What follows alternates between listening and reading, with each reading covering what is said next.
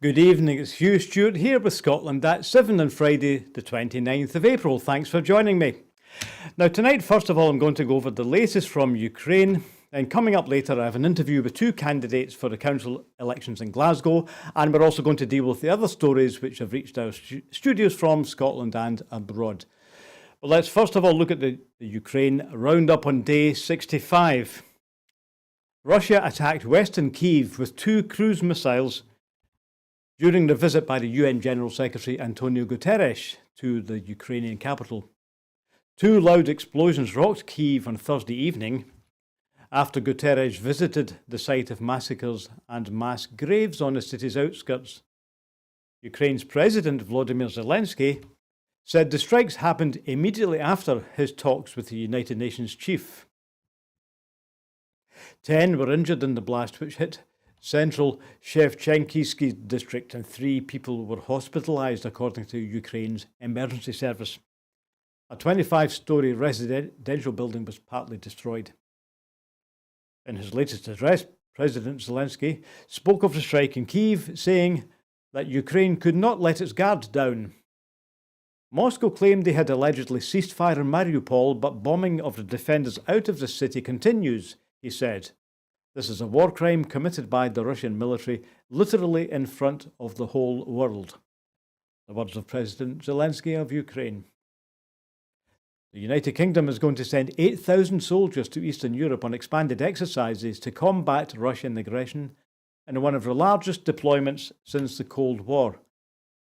Dozens of tanks will be deployed to countries ranging from Finland to North Macedonia between April and June.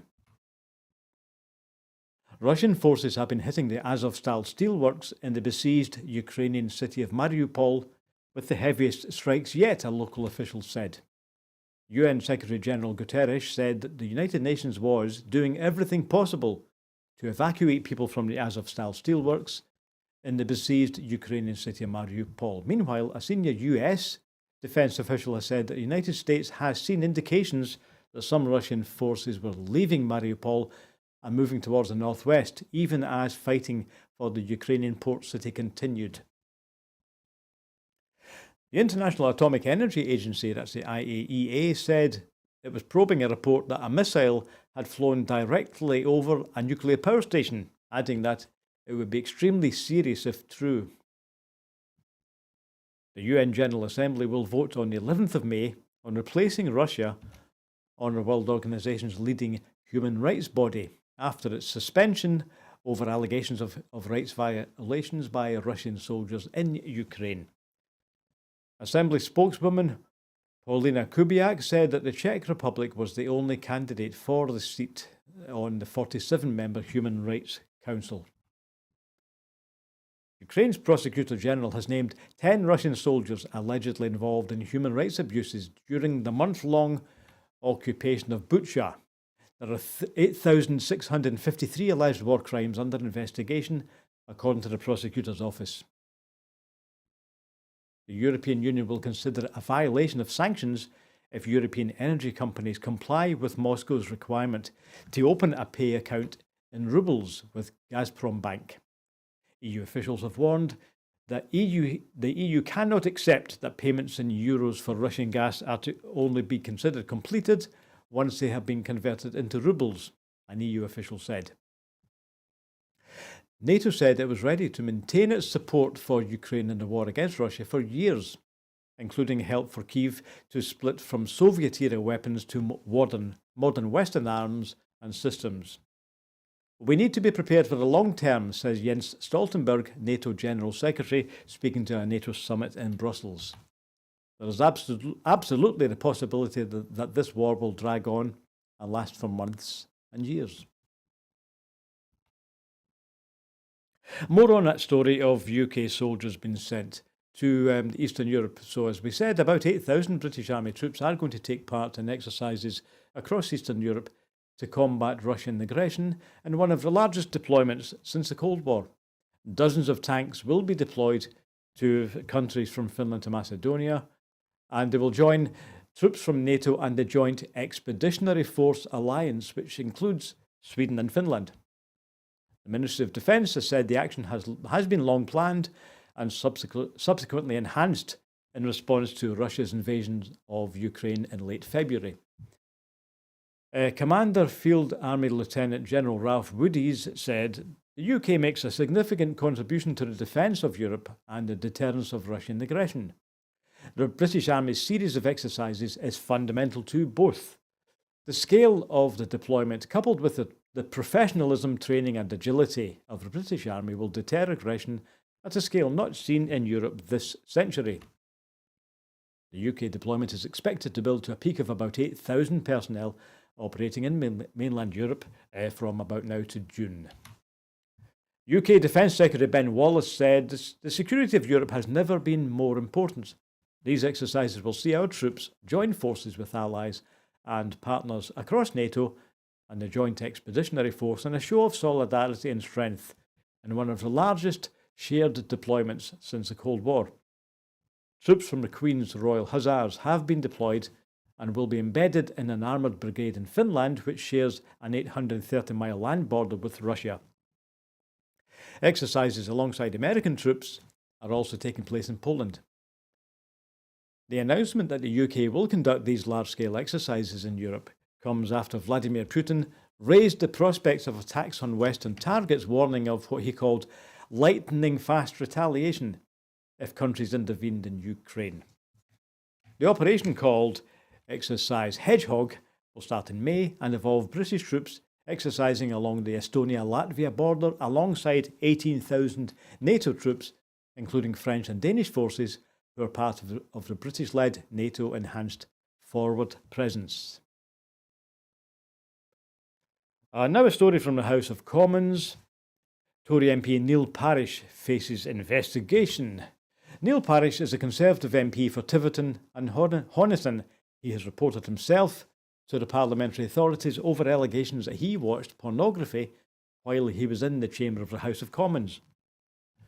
Rumours about the identity of the MP had been rife in Westminster since it emerged earlier this week that a female Conservative minister had reported seeing a colleague watching pornography on his phone in the Commons, an account which was corroborated by another MP. Spokesman for the Chief Whip, Chris Heaton-Harris, said that Paris was reporting himself to the Standards Committee of the House of Commons over these allegations. Mr Parish has been suspended from the Conservative Whip pending the outcome of the investigation, the spokesperson said. Prime Minister Boris Johnson had encouraged witnesses to report this individual's behaviour to the Independent Complaints and Grievance Scheme, which polices MPs' behaviour, but was facing pressure to take more immediate action. Parish has held the safe Conservative seat of Tiverton and Honiton in Devon since 2010, winning it with a huge majority of over 24,000 in 2019. He is the chair of the DEFRA Select Committee, known in Westminster as the Champion for Animals and Farming, quizzing MPs in recent Commons appearances on fertiliser prices and greyhound racing.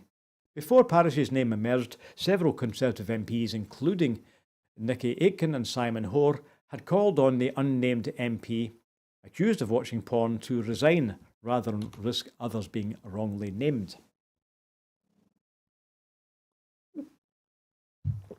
Now, a story about Michelle Mone, the Conservative entrepreneur who was put into the House of Lords. The National Crime Agency has launched a potential fraud investigation into a PPE company linked to Michelle Mone and searched the Tory peer's shared home. The National Crime Agency, that's the NCA, investigation is into PPE MedPro, a company that secured more than £200 million in government contracts near the start of the COVID pandemic without going to a public tender. On Wednesday, the agency, the NCA, searched several properties associated with the company in the Isle of Man and in London. They included the Isle of Man office building where PPE MedPro is registered and the mansion where Lady Mone, Michelle Mone, lives with her husband, the businessman Douglas Barrowman. The Isle of Man constabulary confirmed that search warrants were executed at 4 addresses on the island on Wednesday, they said, in support of an ongoing NCA investigation.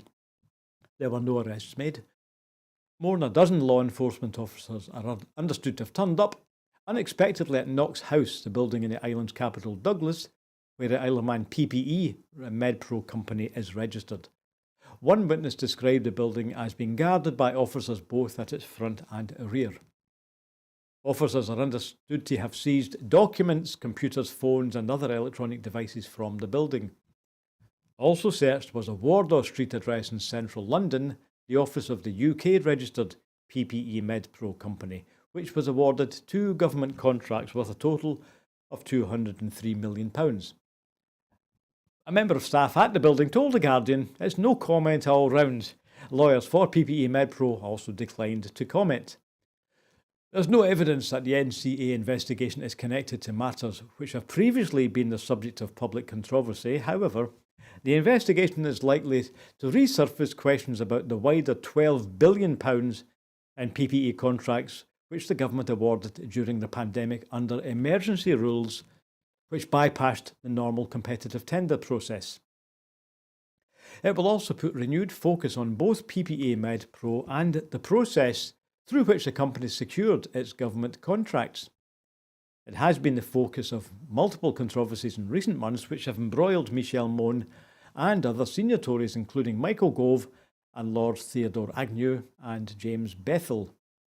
The company was one of 51 businesses which were given VIP lane fast-track treatment. This was to companies who had been recommended by politically connected individuals. It was previously reported that Mone approached Gove, Lord Agnew and Lord Bethell on behalf of PPE MedPro. All at the time were ministers involved in pandemic procurement. Michelle Mone appears to have been instrumental in PPE MedPro being entered into the high priority VIP lane by Lord Agnew in May 2020. The House of Commons Standards Committee has launched the Standards Officer, who is Martin Jelly, has launched an investigation which is still ongoing into whether Michelle Mone's links to the company breached rules relating to House of Lords members. She has denied any wrongdoing. It is not known whether the searches of PPE MedPro and associated properties are part of the wider investigation by the NCA into potential fraud related to PPE procurement during a pandemic. In a statement, the NCA said that they do not routinely confirm or deny the existence of investigations or the names of those who may or may not be under investigation. So, more of that when we hear about it. Finally, PPE MedPro's first government contract was worth $80.85 million. That was for supply of face masks and was awarded by the Department of Health and Social Care in late May 2020. The second, a £122 million contract to supply 25 million sterile surgical gowns, was the subject of a significant contractual dispute. That contract went through in June 2020. The UK government rejected PPE MedPro's gowns after checks in the UK and has said it is seeking to recover its money through a dispute resolution procedure. PPE MedPro, however, maintains that it complied with the terms of its gowns contract and therefore is entitled to keep the money it was paid. Okay, Nicola Sturgeon was in Glasgow today, but first she has outlined a new plan to invest in social cohesion. And so the measures are as follows. Nicola Sturgeon has highlighted the SNP's proposals to bring communities together during her campaign visit today, Friday. The SNP leader said that she believes that investment in social cohesion is the key to improving long-term relationships between neighbours and within communities. The SNP's plans include, firstly, making more land available for community gardens, orchards and allotments, and to support community food initiatives. This is all part of making Scotland a good food nation. Secondly, providing more walking and cycling routes in local areas and to ensure that communities benefit from the government's increased budget for active travel. Thirdly, increased access to sport, leisure and cultural opportunities in local communities, especially for children and young people from low-income backgrounds. Supporting communities using local knowledge and assets to help tackle poverty, inequality and social isolation. The next point is working with the Scottish Government to renew every play park in Scotland so that all children have access to high quality outdoor play in their own community. Working to deliver 20-minute neighbourhoods, with the Scottish Government ensuring livable, accessible places within thriving local economies where people can meet their daily needs within a 20-minute walk. So I met Nicola Sturgeon this morning, and she was in the East End of Glasgow to meet activists and candidates for the council elections, which of course are next Thursday. Now, at the end of that visit, I was able to speak to two of the SNP's candidates for the Carlton ward in Glasgow, and here's my interview recorded this morning. I'm talking now to two of the candidates for the Carlton ward. This is Greg Hepburn and Olu Shukumbi. So you're two of the three candidates, and also you've got another candidate, Linda Pike. So there are three SNP for people to vote for in Carlton. Now, I've just heard the First Minister talking about the what happened when SNP took over the council 5 years ago. She was still very critical of the previous Labour administration because of the debt, the legacy of the equal pay dispute. Is that still a serious issue? Is that holding back the finances of the city? Oh, it's a huge issue. That's £30 million a year currently, £500 million, but we know that it will be over £1 billion by the end of it, which is easily, if you double that, that's £60 million a year. And that's money taken directly out of our communities, and it was taken directly out of the pockets of a lot of Glasgow's women, which is something that we're setting right. Right, so Susan Aiken, I think, said the other day it's still costing £30 million a year. Oh, yeah. So that should have been settled long ago. And it will cost us that for decades. Yep. Olu, what are the particular issues that affect Carlton, where you're standing? Oh, well, there's a lot of issues really, and I mean, Greg is a sitting councillor seeking election. Before me, what I've seen also is that, in the community we've got people talking about their beings, we've got people talking about their houses, the station. And what we've been doing, if you've been looking at us earlier, we've been having chats with them. I've been here so many times as well, having a chat, and Greg and I are planning to even have some meetings with them after the election to see how we can help with the issues. So issues on their housing, issues on their health. Cost of living, which is the big one now. See how we can also help them. And I think we've been acting on that already with doubling the child payment already. So at Scottish Government level, measures are being taken. I was interested in receiving a Labour leaflet through my door the other day, which says that they want to tax energy companies a super tax to reduce people's bills, but the City Council doesn't have the power to do that. In fact, neither does the Scottish Government. So what would you say if somebody at the door said, why don't you bring down the profits of energy companies? Well, I would be quite happy to do that, of course, but unfortunately the City Council doesn't have that power, as you say yourself there. I think it's because Labour know they can't campaign anything else, so that's a bit of misdirection in their front, but most people can see through that. They know that that's an issue that's decided at the UK Parliament. Now, another issue that really is reserved is about the whole issue of climate change and moving towards net zero. I know that the City of Glasgow has plans. You've got a huge manifesto, actually. It's a 100-page manifesto that you can read online. And so what can be done practically? I know a lot of climate policies, again, reserved to Westminster, but what are the steps that cities can take? Well, for example, sorry, Olu, but it's trying to find ways to improve recycling. So, for example, what can we recycle? Can we make that more? I think at the moment, some plastics we can't recycle because they don't go into the bins. It's improving the range. It's encouraging people to use the recycle bins. In terms of the city centre itself, we're pedestrianising a lot of places, trying to improve public transport. You've seen about the Glasgow Metro, investment in buses. So it's trying to find ways to encourage folk to make it easy for people to take more climate-friendly decisions in their lives. So I think that's the key thing that cities can do, and we can take leadership on. Right, Olu and Greg, I know you've been very busy today with the First Minister here, so I'll look forward to seeing the results from Glasgow next Friday. Okay, so that was Greg Hepburn and Olu Shukumbi, who are standing for the Glasgow Council elections, and they're hoping to represent the Carlton ward in the East End of Glasgow. Linda Pike is also standing for the SNP. Now, at that meeting today, Nicola Sturgeon was also there, but she didn't have time to speak to us. That was a flying visit. I did overhear the First Minister saying that she felt that Boris Johnson was not a fit person to be Prime Minister. And she also said to the press that she feels that Douglas Ross, the Scottish Conservative leader, seems to change his opinion on the Prime Minister's suitability every couple of days. Okay, the council elections, of course, are next Thursday. We will be commenting on them on Friday as the results get counted. Okay, on to a UK story now. The SNP has called on the Chancellor, Rishi Sunak, to return to Parliament and set out a new emergency budget As new figures show that almost 3/4 of UK citizens believe that the UK government is not doing enough to help ease the squeeze. New polling conducted by the More in Common organisation found that 71% of people across the four nations believe Boris Johnson and Rishi Sunak are doing too little to tackle the cost of living crisis, and that represents a 13% increase from November in people who think that the government is not doing enough. It follows a separate poll by YouGov, which found that 78% of Scots believe that the UK government do not have the right ideas or policies to tackle the cost of living crisis.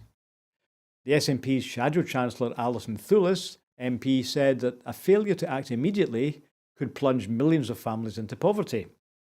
Alison Thewlis said, "With each passing day we see new figures which highlight how devastating this cost of living crisis is on households. And yet we have a Prime Minister and a Chancellor who refuse to act, labelling the idea of more investment as silly. There can be no more delays. People are struggling right now with the cost of living, and there's every indication that things will only get worse." That was Alison Thewlis, MP, Shadow Treasury spokesperson for the SNP. And now, still talking about economy, the UK Treasury has raked in more than 1.7 billion in tax from North Sea operations from oil and gas in just 90 days, according to newly published figures.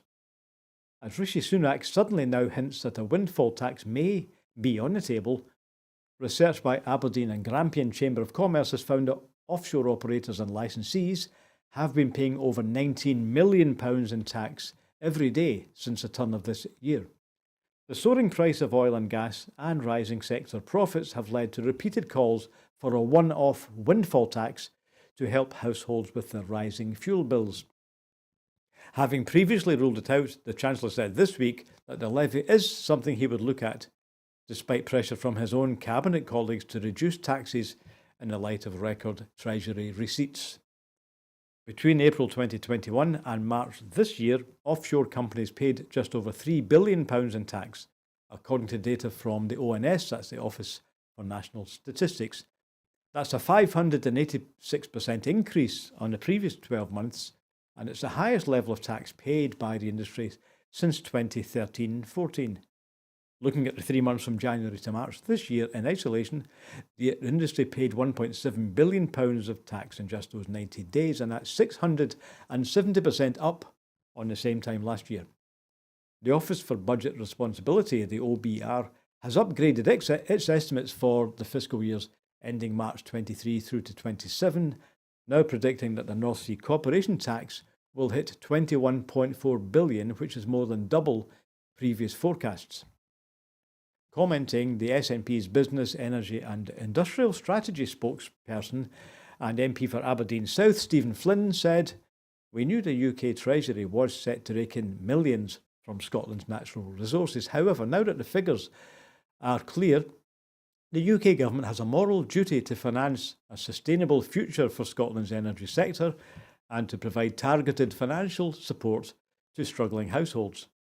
These tax receipts," Mr Flynn said, are huge, so much so that they only match the Just Transition Fund, but in fact could replicate it 3 times over. But perhaps most importantly, it gives the Chancellor the flexibility to invest in hitting net zero whilst also putting cash into the pockets of those families who are bearing the brunt of the cost of living crisis. Mr Flynn continued, "People in Aberdeen and across Scotland simply cannot afford for this Tory Chancellor to sit on top of this money pile while they themselves have to choose between heating and eating." Over to America now. William Barr, who was Donald Trump's former Attorney General, said in an interview on Thursday that it would be a big mistake for the Republican Party to nominate Trump for president in 2024. Appearing on a Newsmax television channel, Mr Barr said that Trump, who has hinted that he might run again, would not be a sound choice. "I don't think he should be our nominee, the Republican Party nominee," Barr said, "and I think the Republicans have a big opportunity. It would be a big mistake to put him forward." In a poll in January, 57% of Republican voters say they would choose Trump in 24. Trump has also won the less scientific Conservative Political Action Conference straw poll in February by a large margin. Trump, who was impeached twice during his 4 years in the White House, has repeatedly teased supporters with suggestions that he might run again. Barr's remarks will anger Trump, who has repeatedly clashed with his former Attorney General since Trump lost the election in 2020. In William Barr's book, One Damn Thing After Another, Memoirs of an Attorney General, he wrote that Trump had shown that he has neither the temperament nor persuasive powers to provide the kind of positive leadership that's needed. Barr said that Trump has surrounded himself with sycophants and whack jobs who feed him a steady diet of comforting but unsupported conspiracy theories. Trump responded by calling Barr slow and lethargic. Trump, who had previously called Barr a swamp creature and a rhino, which means Republican in name only, also called him afraid, weak, and frankly pathetic. Okay, that was Donald Trump there. Back to Scotland now. Farmers, crofters, and land managers now have access to new guidance on financial support for activity that can improve their awareness of the climate performance. The first phase of Track 1 in the National Testing Programme, the NTP, Preparing for Sustainable Farming, aims to help them prepare the farms to meet the conditions of future agricultural policy and support. The guidance includes information on how to prepare and make a claim towards the cost of carbon audits and soil analysis, with links to supporting information. Through Track 1, suckler beef producers will also receive access to the Your Herd Stats, a new online tool with the Scott EID system that will securely present herd management information and will highlight opportunities for further improvement. This will be delivered through the NTP scheme, which was announced in October 2021 and is supported by up to £51 million over the next 3 years. Further details of Track 2 of the programme will be issued in the coming months. Rural Affairs Secretary Mary Gudgeon said, "We want Scotland to become a global leader in sustainable and regenerative agriculture, and our farmers, crofters and land managers have a crucial role to play in helping us to meet our climate emissions and nature restoration targets. We have been clear in our commitment to supporting farmers and crofters to produce more of our food sustainably, which will ultimately help make our food systems more resilient. To help them on this journey, we will continue to support active farming and food production with direct payments." And our final story tonight, a tech expert has slayed the myth of energy-guzzling vampire devices. The idea of a vampire device is one that sucks your energy and your money away from you. But is it true? As the cost of living crisis bites and households look for any opportunity to cut their bills, headlines suggesting that consumers can save hundreds of pounds a year by just turning off unused chargers has been an appealing prospect. But experts say such claims about so-called vampire devices are actually more like a zombie statistic. Things have dramatically improved since those early studies were first carried out, said Craig Melson. Mr. Melson is an Associate Director for the Climate, Environment and Sustainability Policy at Tech UK. He said, "Processors are low power, screens have switched from LCD to LED, fridges and washing machines have become more efficient, technology is just more miniaturized, more efficient and using better processors, and critically, they're more adaptable as well." One recent report from British Gas claimed that UK households could save an average of £110 a year by simply flicking a switch. The energy provider said that 23% of British energy bills were caused by so-called vampire electronics that continue to drain power when left on standby. But that statistic came from a 2015 report from the US National Research Defense Council, and it was based on an analysis of Californian homes. 10 years ago, laptops needed a big transformer, but most modern laptops are powered straight into the USB-C, which is much more energy efficient. As well as being 7 years old and based on another country's energy, consumers may struggle to make some of the suggested savings. A third of the always-on electronics identified in the study are things that have to be on, such as recirculation pumps, fish ponds, aquariums, and protected outlets in bathrooms, kitchens, and garages. Consumers who switch off their aquarium at night may save money, but the fish may object. Other devices included in the 23% figure are left on because they're intended to run all the time. Wi-Fi routers and electric space heaters, for example, or air conditioning units, which increase the electricity used by a home, but which also provide benefits while doing so. More importantly, Mr. Melson notes American consumers are not covered by the array of European regulations which have slashed power use for UK consumers. He said, the Eco-Design Directive and other European regulations have driven design changes across the sector. It's much more regulated and business practices have evolved. The US report that first found the 23% figure even highlights the advantages of the European regulation. Other claims of vampire devices reach even further back. In October, the UK Energy Saving Trust claimed a modest £35 saving from turning off devices on standby every year, citing a report from 2013. That itself accounted for the energy use of devices including a VCR, largely discontinued in 2004, and the PlayStation 2, which was first introduced in year 2000. Okay, so that's not the way to save energy. Maybe we'll just go back to the windfall tax after all. So that's it for tonight. That's our news story. So thank you for watching. It but remains for me to remind you that we are a volunteer organisation. We are free to view. Our only income comes from our supporters, and those supporters have looked, as I invite you to the link down below, which is on our website. If you'd like to help us make more programmes, then please go on our website, and if you can make a small contribution every month, no matter how small, everything that we get in will help us to keep the lights on and pay our own energy bills. So I must make the point that everything we get in is spent on programming. It doesn't go into our pockets. So if we get more money in, we'll make more programmes. So thank you for watching and thank you for helping. So that's it for Scotland at 7. We are back on Sunday lunchtime with the full Scottish, and I'll be back next week. Okay, thanks for watching. See you later.